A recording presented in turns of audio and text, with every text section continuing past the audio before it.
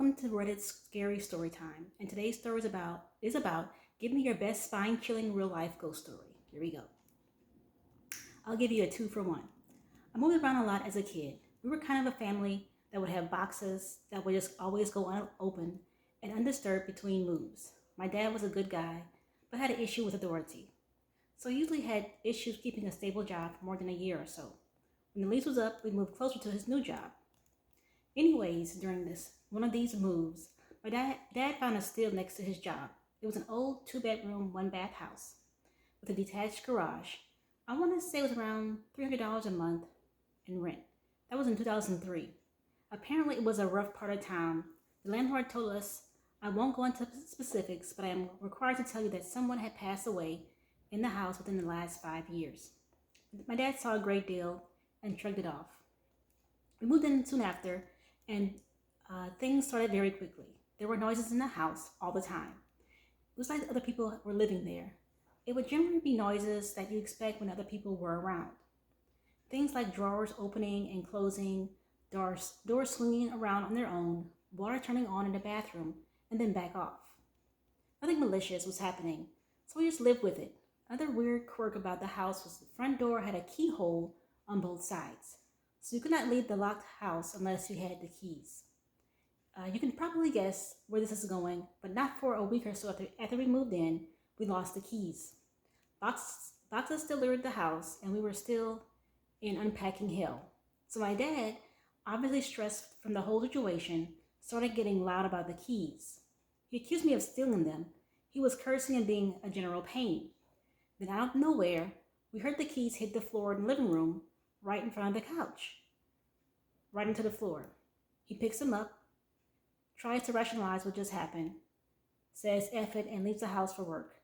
Over the next few months, the super keys are the center of the activity. My dad would put them in a glass bowl on top of the TV every day after work, and somehow they would be moved by the morning. My favorite spot was by far when we found them in a sealed box of pots and pans that we needed to unpack. They had those little handle holes on the side of the box. It's like someone just shoved them in the hole out of spite. We all got a good laugh out of that one. Right now, we're probably like, oh, well, that's spine chilling about some noises and some keys moving around. Well, here you go. The worst thing that happened fairly frequently was the stomping. Most nights around 2 or 3 a.m., there would be very heavy footsteps pacing in the hallway outside of our rooms. I confirmed with my dad when I was over there that yes, it would kind of freak him out too. We had been living in this place for about 8 months at this point, and I was probably around 8 years old. I heard the stomping one night and just couldn't take it. I screamed out in the hallway, "Stop stomping around, I need to sleep, goddammit." 15 seconds of silence was abruptly interrupted by what sounded like a bull running from full speed to my bedroom. Then my door had 3 very aggressive slamming knocks one after another. It was so loud my dad woke up and came to check on me. My stomach started to turn, and I suddenly felt like I had to use the toilet. I was frozen in bed when I heard my dad call to me, "You okay, buddy?" From his bedroom. I mustered up the courage to head out to the hallway. As I got up, I could tell something wasn't right. I was shaking like a leaf, and my bowels were trying to evacuate while I was walking. I ran as fast as I could to the toilet, but it didn't help. It did not help. There was a trail from about half between my bedroom to the toilet, and my poor dad, worried about my safety, followed me into the bathroom to figure out what the hell just happened. I explained everything, crying in the toilet, making a mess of myself and the house. I was embarrassed and terrified.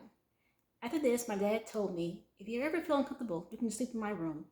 Nothing can bug you when I'm around." The final straw came a week later. My dad had been dating a girl for over a year, and she'd been staying with us more and more.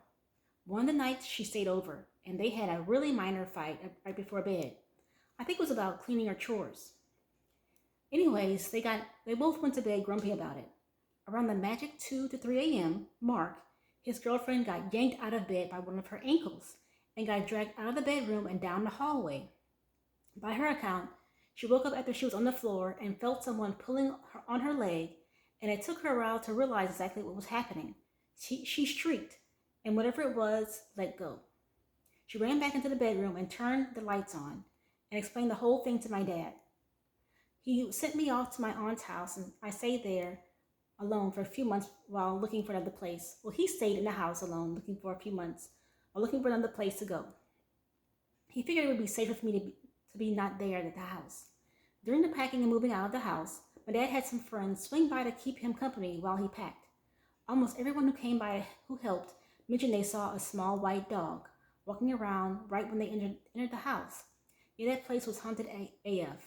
I still think about it from time to time. I wonder if people who live there now deal with the same stuff, or if it's all calmed down.